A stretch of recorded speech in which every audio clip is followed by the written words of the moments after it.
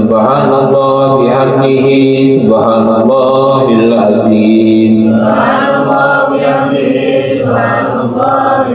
Allahumma salli ala habibika sayyidina Muhammadin wa ala alihi wa sahbihi wa sallim. اللهم صل على حبيبك سيدنا محمد وعلى آله وصحبه وسلم. Allahumma salli ala habibika sayyidina Muhammadin wa ala alihi wa sahbihi wa sallim. اللهم صل على حبيبك سيدنا محمد وعلى آله وصحبه وسلم. Allahumma salli ala habibika sayyidina Muhammadin wa ala alihi wa sahbihi wa barik wa sallim ajma'in. اللهم صل على حبيبك سيدنا محمد وعلى آله وصحبه وسلم.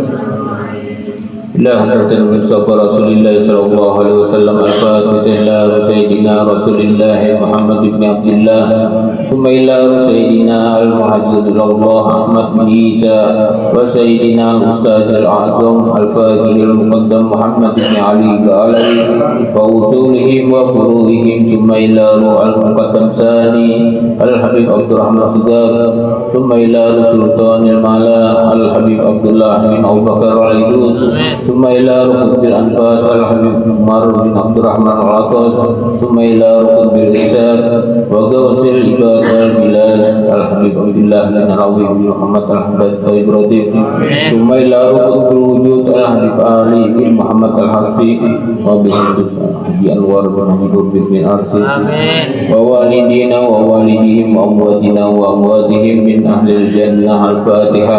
أعوذ بالله من الشيطان الرجيم. بسم الله الرحمن الرحيم. الحمد لله رب العالمين الرحمن الرحيم مالك يوم الدين. إياك نعبد وإياك نستعين اهدنا الصراط المستقيم صراط الذين أنعمت عليهم غير المغضوب عليهم ولا الضالين. أعوذ بالله من الشيطان الرجيم. بسم الله الرحمن الرحيم.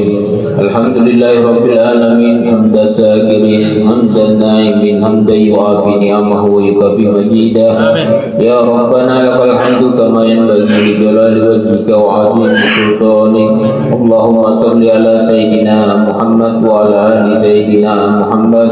اللهم تقبل وأوصل ثواب ما قرأناه من القرآن العظيم وما حللنا وما سبحنا وما استغفرنا وما صلينا على سيدنا محمد صلى الله عليه وسلم هادية وسيلة ورحمة نازلة وبركة ساملة إلى حضرة حبيبنا وسفينا وقرة أعيننا سيدنا ومولانا محمد صلى الله عليه وسلم وإلى جميع إخوانه من الأنبياء والمرسلين والأولياء والشهداء والصالحين والصحابة والتابعين والعلماء العاملين والمصنفين والمخلصين وجميع المجاهدين في سبيل الله رب العالمين وملائكة المقربين خصوصا إلى سيدنا شيخ عبد القادر الجيلاني وحجي أنوار بن أرسي.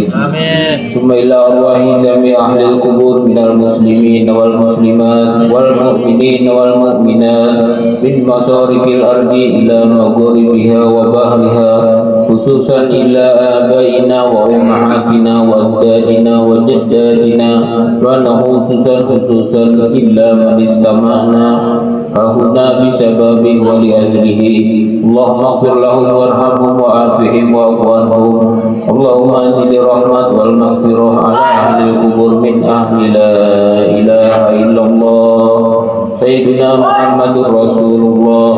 ربنا أرنا الحق حقا وارزقنا اتباعه وأرنا الباطل باطلا وارزقنا اجتنابه.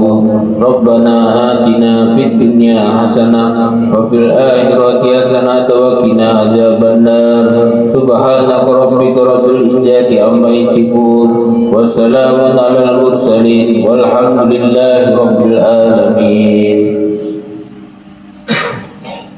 لا إله إلا الله الموجود في كل زمان.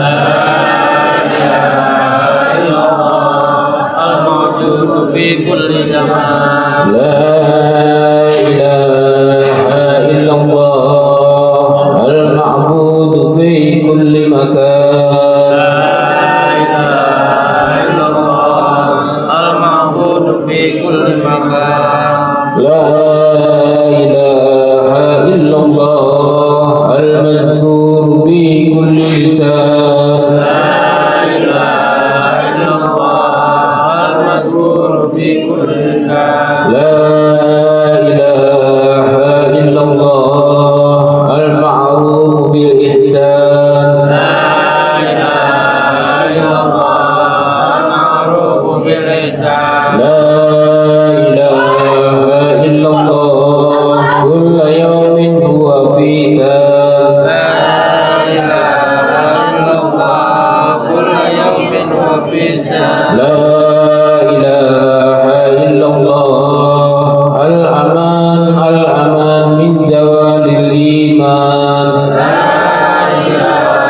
إلا الله الأمان الأمان من زوال الإيمان ومن فتنة الشيطان ومن فتنة الشيطان يا قديم الإحسان يا قديم الإحسان كم لك علينا من إحسان علينا من إحسان إحسانك القديم إحسانك القدير يا حنان يا منان يا حنان يا منان يا رحيم يا رحمن يا رحيم يا رحمن يا غفور يا غفار يا غفور يا غفار اغفر لنا وارحمنا اغفر لنا وارحمنا اغفر لنا وارحمنا اغفر لنا وارحمنا اغفر لنا وارحمنا اغفر لنا وارحمنا وأنت خير الراحمين أنت خير الراحمين وصلى الله على سيدنا محمد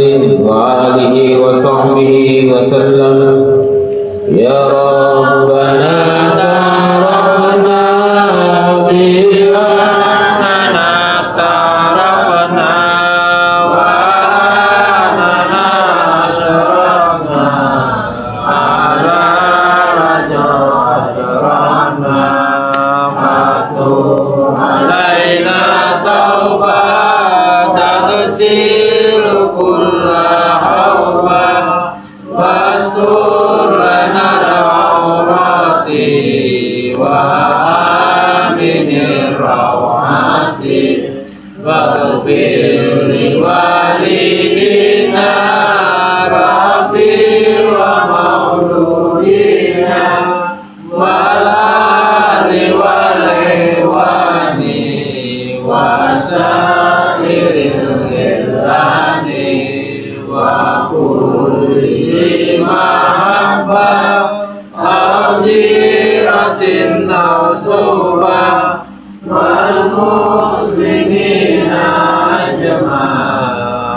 أجمعين ربي أسمع فضلا وجودا منا لا باكتساب منا بالمصطفى رسولنا بكل سور بالمصطفى رسولنا بكل سور بالمصطفى رسولنا بكل سور صلى وسلم ربي عليه أدى الحق وآله وصحبه عيد التخصيص به والحمد لله بالباد والتناهي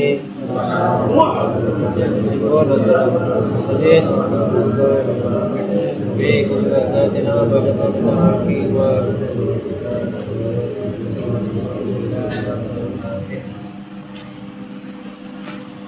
Assalamualaikum warahmatullahi wabarakatuh. Waalaikumsalam warahmatullahi wabarakatuh. Alhamdulillahi rabbil alamin. Wassalatu wassalamu ala asrafil anbiya wal mursalin Sayyidina Muhammadin wa ala alihi wa sahbihi ajma'in. Allahumma salli wa sallim ala Sayyidina Muhammad wa ala ali Sayyidina Muhammad miftahil babi rahmatillah adadana ma fi ilmillah salatan wa salaman daimaini bi dawami mulkillah Rabbi shrah li sadri wa yassir li amri wahlul 'uqdatam min lisani yafqahu qawli amma ba'd. Al-mukarramun, para alim ulama, para guru agama, bapak ibu yang ulun hormati dan ulun muliakan. Mudah-mudahan kita diberikan kesehatan, kelapangan rezeki, kemudahan dalam urusan dunia wal akhirah. Marilah kita semua panjatkan puji syukur kehadirat Allah Subhanahu wa taala yang telah melimpahkan rahmatnya kepada kita semua, dan kita bersyukur dapat berkumpul di majelis ini dengan nikmat kesehatan, nikmat iman maupun nikmat panjang umur yang masih diberikan oleh Allah Subhanahu wa taala. Tak lupa salawat dan salam semoga tercurah kepada junjungan kita manusia termulia Nabi kita Muhammad sallallahu alaihi wasallam serta kepada keluarga dan sahabat-sahabatnya yang mulia. Malam ini kita membicarakan dan mengadakan Isra Mi'raj Nabi Muhammad sallallahu alaihi wasallam, dan besok 2 hari lagi. Ini kan 29 Rajab 30, besok terakhir, dan kita memasuki Syaban.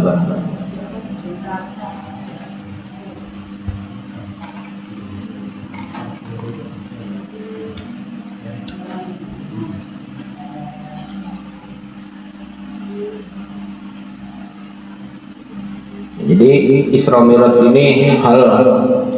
ini hanya dapat terjadi atas kuasa Allah Subhanahu wa taala sesuai dengan Quran surah Al-Isra yang berbunyi subhanallazi asra bi 'abdihi lailan minal masjidil haram ilal masjidil aqsa allazi barakna haulahu linuriyahi min ayatina innahu huwas samiul basir. Artinya Maha Suci Allah yang telah memperjalankan hambanya pada suatu malam dari Masjidil Haram ke Masjidil Aqsa yang telah kami berkahi di sekelilingnya agar diperlihatkan kepada kita sebagian dari tanda-tanda kebesaran Allah Subhanahu wa taala. Dan kisah ini adalah peristiwa paling agung dalam sejarah kenabian, penuh makna, akidah dan ibadah. Perjalanan langit di tengah luka bumi. Nanti kisah kita ini bukan tentang Isra Mi'raj, maksudnya bukan perjalanan sidin. Perjalanan sidin mungkin yang, tapi kita lebih kepada kisah Amul Husni, tahun kesedihan. Jadi Rasulullah menjalankan Isra Mi'raj itu dalam keadaan kesedihan. Jadi diberikan oleh Allah Subhanahu wa taala dihibur. Jadi Allah Subhanahu wa taala menghibur Rasulullah dengan Isra Mi'raj. Padahal sidin sedang sedih.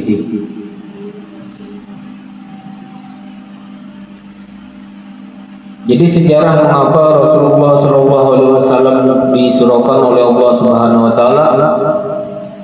Jadi umat Islam di seluruh dunia akan memperingati salah satu mukjizat terbesar sepanjang masa, yaitu peristiwa Isra Mi'raj yang jatuh pada tanggal 27 Rajab. Namun seringkali kita peringatan ini hanya berfokus pada perjalanan fantastis menembus langit ketujuh ataupun perintah sholat 5 waktu. Jarang sekali kita merenungi asbabun nuzul atau latar belakang sosiologis dan psikologis. Jadi mengapa Allah Subhanahu wa taala menjemput kekasihnya Nabi Muhammad SAW justru pada saat itu Padahal memahami konteks sejarahnya akan membuat kita meneteskan air mata dan semakin mencintai Nabi kita Muhammad SAW. Jadi dengan diadakan Isra Mi'raj atau Maulid itu bukan karena kita mengadakan satu peringatan yang diambil Nabi, tapi kita lebih pada mencintai Nabi kita Muhammad SAW. Jadi kita mengadakan acara ini atas cinta kita kepada Nabi kita Muhammad SAW. Mudah-mudahan berkat kita mengadakan Isra Mi'rajnya Nabi atau Maulidnya Nabi, kita dicintai oleh Rasulullah SAW. Jadi peristiwa Isra Mi'raj terjadi di ruang hampa. Ia adalah jawaban langit atas luka bumi. Arti dari kata-kata ini, diadakan Isra Mi'raj ini adalah hadiah terbesar, hiburan. Allah Subhanahu wa taala menghibur Nabi kita dalam keadaan sedih. Nah, jadi bukan lebih kepada perintah sholat atau perjalanan yang kita kadang melihat ke lebih daripada Allah menghibur orang termulia, yaitu Nabi kita Muhammad SAW. Jadi tahun terberat dalam hidup beliau yang dikenal dalam sejarah Amul Husni atau tahun kesedihan. Jadi di tahun ke-10 kenabian kita, Nabi Muhammad SAW diguncang oleh badai ujian yang bertubi-tubi. Beliau kehilangan orang-orang yang paling dicintai oleh beliau, yaitu beliau kehilangan Sayyidatina Khadijah. Terus yang kedua, paman beliau Abu Thalib. Jadi hingga mengalami penolakan yang brutal dari para manusia. Jadi kita diajak menelusuri lorong waktu menuju Mekah 14 abad silam, memahami betapa hancurnya hati sang Nabi di tahun kesedihan tersebut, dan bagaimana Allah Subhanahu wa taala menghibur hati beliau dengan perjalanan agung, yaitu Isra Mi'raj. Nah, jadi Amul Husni ini runtuhnya dua pilar penopang dakwah. Yang pertama, Sayyidatina Khadijah, itu kan penopang dakwah beliau yang habis-habisan harta beliau untuk dakwahnya Rasulullah. Terus yang melindungi Nabi ini, yang kuat-kuatan melindungi Nabi ini, itu paman beliau, yaitu Abu Thalib. Nah, jadi dua pilar penopang dakwah beliau ini ada lagi. Jadi sedihnya hati Rasulullah SAW. Jadi tahun ke-10 kenabian kita adalah fase kritis bagi dakwah Islam di Mekah. Pada tahun itu Rasulullah SAW kehilangan dua sosok yang menjadi sayap pelindung beliau secara internal maupun eksternal. Yang pertama, wafatnya Abu Thalib, perisai politik dan fisik. Kehilangan pertama adalah wafatnya paman Nabi, paman tercintanya Nabi, Abu Thalib. Meski Abu Thalib tidak memeluk Islam hingga akhir hayatnya, namun beliaulah yang selama itu pasang badan untuk dakwahnya Rasulullah SAW. Bukan berarti beliau tidak memeluk Islam, kita dengan seenaknya menyambut beliau tidak masuk surga. Yang namanya orang melindungi Nabi pada saat dakwahnya Nabi, cuman dalam sejarah mencatat bahwa kisahnya seperti itu. Cuman kalau kita kada tahu, tetap kita kada mungkin orang yang melindungi dakwah beliau dengan seenaknya. Misalkan paling Mbak Sidin berdoa untuk paman Sidin, mudahan diselamatkan di akhirat.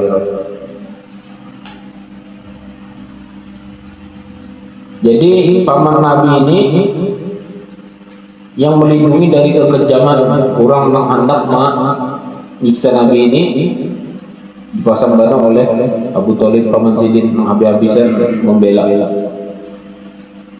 Jadi ketika Abu Thalib wafat, runtuhlah benteng perlindungan politik Nabi, yaitu kaum Quraisy yang tadinya hanya berani mencemooh, mulai berani melakukan kekerasan fisik. Nah, mulai berani sudah karena pelindung tadi lebih lagi. Jadi beliau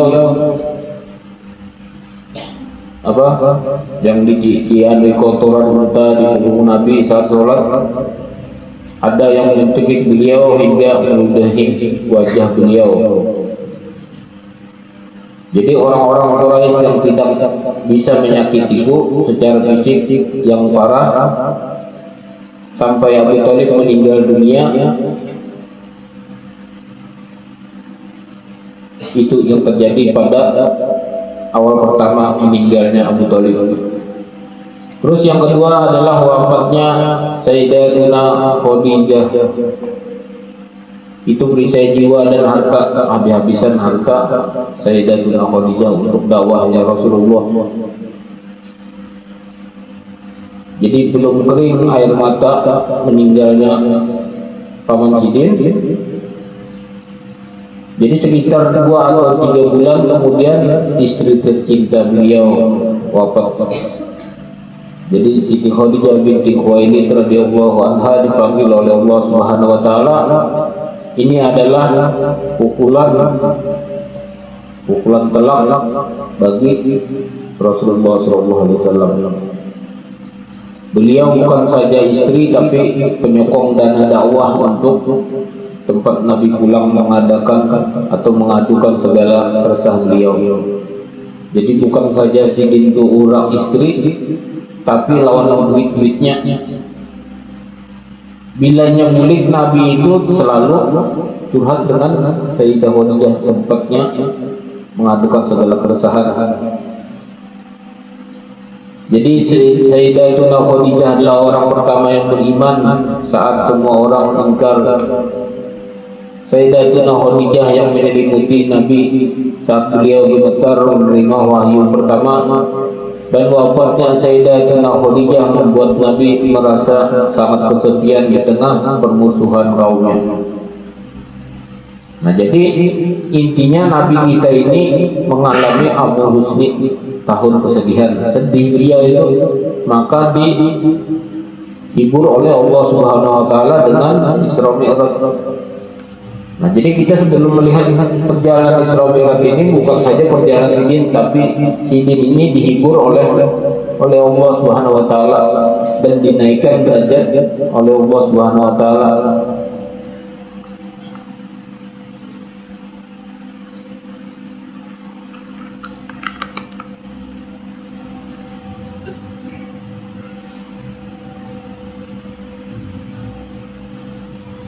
Terus juga tragedi Taif, puncak kesedihan sebelum Isra.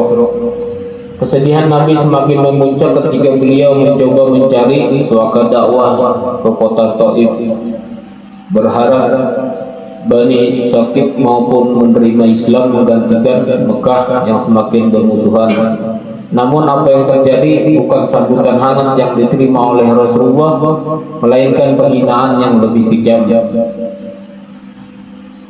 Jadi para pemimpin Taif itu mengusir Nabi dan menyuruh anak-anak kecil serta budak untuk melempari Nabi dengan batu sepanjang jalan. Jadi dilempari Nabi sepanjang jalan supaya diusir daripada kota Taif. Terus beliau memanjatkan doa yang sangat menyayat hati yang dikenal sebagai doa pengaduan Nabi. Nah, jadi Nabi ini berdoa kepada Allah, Allahumma ilaika asku do'fa wati wa qillata hilati wa huwa ani ala nas. Ini berdoa Nabi, ya Allah, kepadamu aku merindukan kelemahan kekuatanku dan kekurangan siasatku dan kehinaanku di hadapan manusia, kata Allah. Kata Rasulullah SAW berdoa pada Allah. Itu aja doa Nabi. Kalau kita ini panjang doa. Memang Nabi jujur itu memang enak. Doa Nabi aja.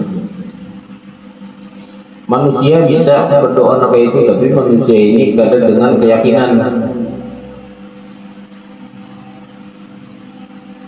Nah, jadi doa ini menunjukkan kepasrahan total seorang hamba yang sudah buntu sejak ikhtiar manusiawi,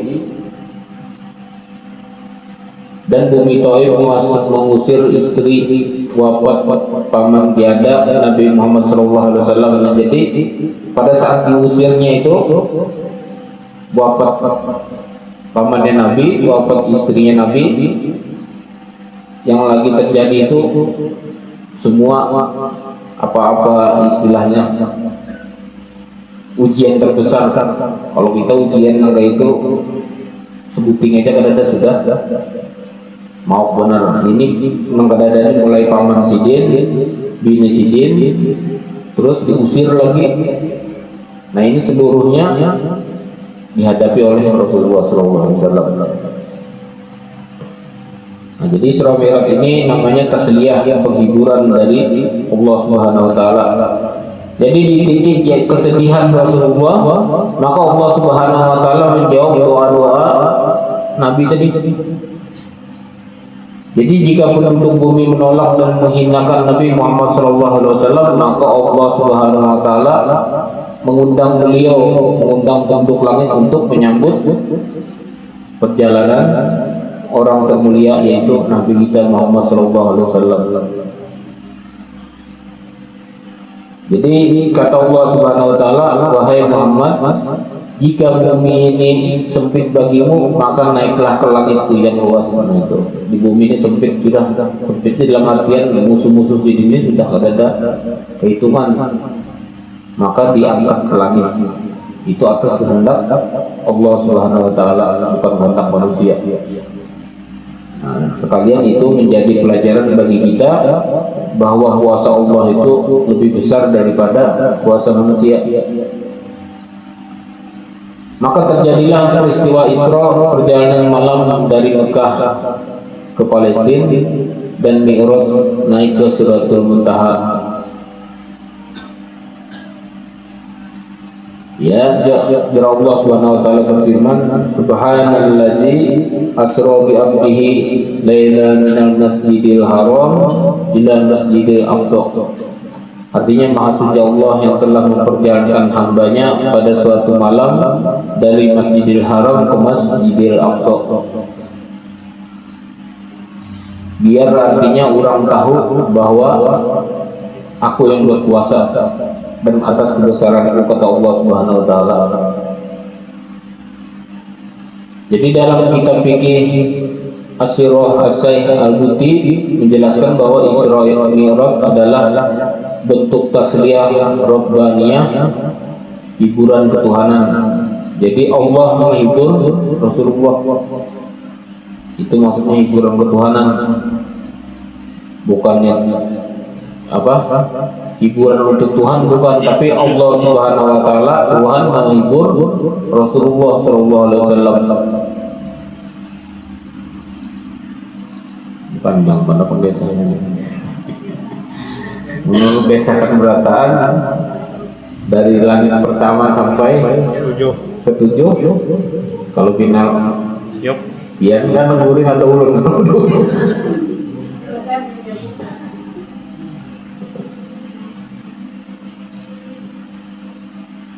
Jadi kita singkat aja lah. Nah, jadi di setiap lapisan langit itu Nabi disambut oleh Nabi Adam, terus Nabi Isa, Nabi Yusuf, Nabi Idris, Nabi Harun, Nabi Musa, dan Nabi Ibrahim alaihissalam. Jadi para nabi ini menyambut dengan kata-kata selamat datang wahai Nabi yang soleh dan saudara yang soleh, ini mengobati rasa sepi Nabi yang ditolak bumi. Jadi itu ucapan para nabi yang menyambut tadi. Terus beliau diperlihatkan oleh Allah Subhanahu wa taala surga. Nah, jadi beliau ini sudah melihat surga. Jadi Allah memperlihatkan balasan nikmat bagi orang-orang yang sabar dan orang-orang yang memberikan kepastian bahwa perjuangan Nabi tidak akan sia-sia. Nah, termasuk kita yang mengadakan Isra Mi'raj ini menjadikan wasilah cinta kita kepada Nabi kita Muhammad SAW. Jadi atas perjalanan-perjalanan sini, atas kita mengadakan acara-acara besar memperingati, mudah-mudahan kita dikumpulkan di surganya Allah bersama Nabi kita Muhammad SAW. Yang berikutnya adalah perintah sholat. Nah, jadi sholat 5 waktu menjadi mi'rajnya orang mukmin. Allah memberikan alat bagi Nabi untuk umatnya untuk naik menemui Allah Subhanahu wa taala setiap hari ketika hati sedang sedih. Nah, jadi kisah Amul Husni dan Isra Mi'raj mengajarkan bahwa yang pertama ujian mendahului kemuliaan. Nah, jadi tidak ada kenaikan derajat Mi'raj tanpa melalui ujian berat. Nah, itu kita yang kita jalani. Jadi kita hendak mendapatkan suatu kebahagiaan besar itu kadang mungkin kita tidak diuji. Sedangkan Rasulullah aja hendak dinaikkan derajat maka diuji dengan Amul Husni itu Nabi. Jadi kita sebagai umat sidin sudah pasti antara berat lawan kada, kita hendak mendapatkan kebahagiaan yang benar-benar bahagia tadi kita harus diuji. Jadi jika di awal ini sedang diuji berat, kehilangan pekerjaan kah, kehilangan keluarga kah, atau kita diberikan sakit, kita harus bersabar. Mungkin Allah sedang menyiapkan mi'raj, kenaikan derajat untuk kita. Nah, jadi bila kita bersabar tadi, kita jangan menyambat nyamannya, menyambat sabar menjalani. Semua manusia kan takut akan aja nang keliling di sini nih, ada kan yang akan ujian, adalah cuman berat lawan kadanya aja. Kalau masalah ujian, nah jadi kita misalkan masih diberikan nafas ini bersyukur pada Allah Subhanahu wa taala daripada kita diberikan Allah pas di saat sakaratul maut kita dan kita kada sempat bertobat kepada Allah Subhanahu wa taala. Terus yang kedua,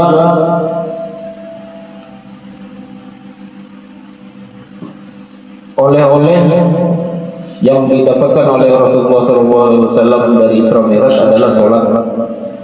Nah, jadi maka jika hati sedang sedih, obatnya adalah sholat. Jadikanlah sabar dan sholat sebagai penolong. Terus yang ketiga, Allah Subhanahu wa taala tidak pernah meninggalkan kita saat semua pintu bumi tertutup. Nah, buktinya Rasulullah SAW di bumi ini dimusuhi orang dah habis. Tapi di langit Allah Subhanahu wa taala menyelamatkan Nabi kita Muhammad SAW. Jadi jangan biarkan momen ini lewat hanya sebagai peringatan. Jadi momen Isra Mi'raj atau momen Maulid ini jangan dijadikan sekedar peringatan, tapi sebagai cinta kita kepada Nabi kita Muhammad SAW yang menentukan kita di surga kita. Kalau di surga tanpa adanya Rasulullah SAW maka surga itu tidak akan nikmat. Tapi kalau sudah sesurga dengan Rasulullah maka kenikmatan apapun akan kita dapatkan. Jadi Nabi Muhammad SAW telah mengajarkan kita bahwa cara terbaik mengobati kesedihan adalah dengan mendekatkan diri kepada Allah Subhanahu wa taala dan peduli kepada sesama. Makanya di situ ada di hadis itu bermanfaat bagi manusia, beriman kepada Allah dan bermanfaat bagi manusia. Kita hendak berhuru hara, hendak kayak apa aja hidup kita, itu terserah. Yang menjalani dosa apa segala macamnya hasil perbuatan kita. Misalkan kita berbuat maksiat atau berbuat kata-kata, orang lain kan terlibat, tapi siapa yang berbuat tersebut, itulah yang akan bertanggung jawab di akhirat kelak. Terus hiburlah saudara yang sedang sedih. Di luar sana banyak saudara kita yang mungkin sedang mengalami amruh husni. Mereka sendiri ada anak yatim yang kehilangan. Mari kita menjadi penghibur bagi mereka. Menghibur itu bukan hanya, pokoknya dengan cara kita menghibur kayak apa, misalnya kata kawan dengan cara menghibur nih, tapi ada satu penghiburan yang mungkin orang itu tersenyum, apa itu menghibur lawan abang itu. Tahu.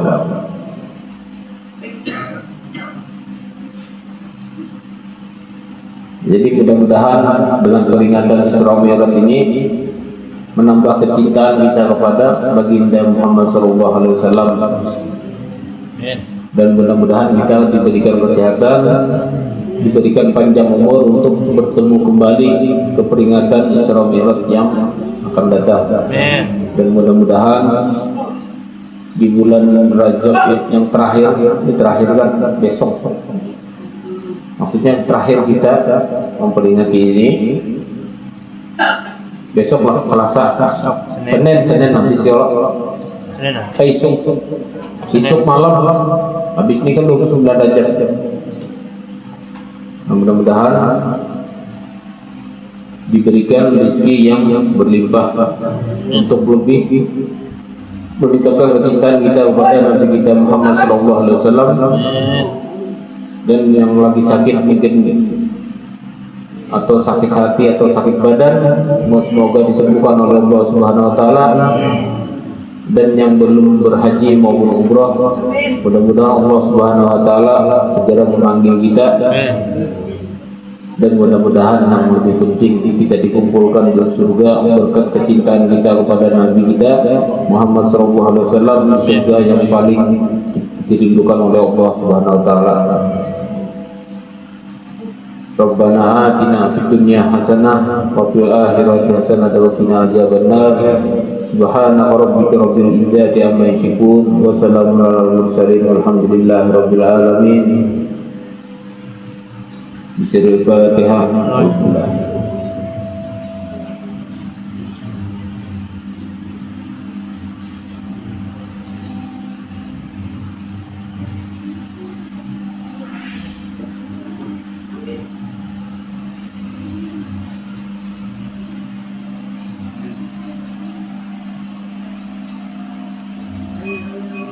Amin, amin, amin.